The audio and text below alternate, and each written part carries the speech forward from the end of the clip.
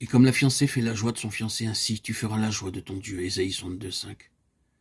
Ce verset nous indique que ses actions envers nous ont pour but de nous faire jouir de la communion avec lui.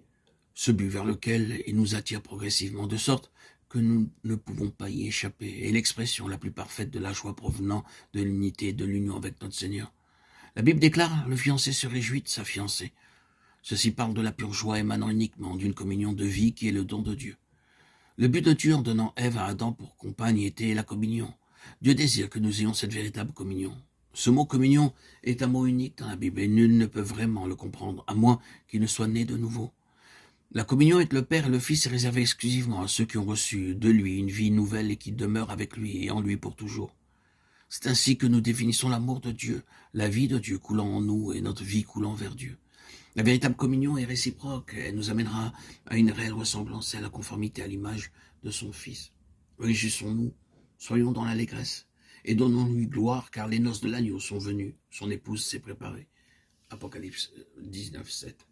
Dans Apocalypse chapitre 21, l'Église est comparée à une épouse ornée pour son époux, une épouse préparée pour recevoir en plénitude l'amour, la joie, la sagesse de Dieu, et le secret du cœur de son Seigneur. Lorsque vous irez au ciel, le Seigneur partagera tout avec vous, sans réserve, et vous serez cependant heureux de lui être soumis pour l'éternité. Comprenez-vous maintenant pourquoi le Seigneur désire que vous soyez sien? Comprenez-vous à présent pourquoi il vous rappelle, vous aime et vous discipline? C'est afin qu'il puisse se réjouir en vous d'une réjouissance céleste, et que vous puissiez jouir de l'intimité avec Dieu, le Père, le Fils et le Saint-Esprit, ce que les anges ne pourront jamais connaître. C'est afin que vous jouissiez de l'amour le plus doux durant toute l'éternité, et que vous connaissiez la grande joie d'être aimé d'un amour céleste et éternel. Toutes les puissances célestes s'attendent à voir la gloire et la beauté de Dieu en vous. Dieu désire que vous soyez l'objet de son plaisir et de son affection. Ne voulez-vous pas lui permettre de vous amener dans cette jouissance? Il y a d'abondantes joies devant ta face, des délices éternelles à ta droite. Psaume 16, 11. Dieu n'aura point de cesse qu'il n'ait reçu ce qu'il attend depuis toute éternité. Le Dieu puissant et saint vous offre sa justice dans laquelle il n'y aura point de défaut. Dieu désire nous présenter sans tache et en sa présence devant les anges célestes.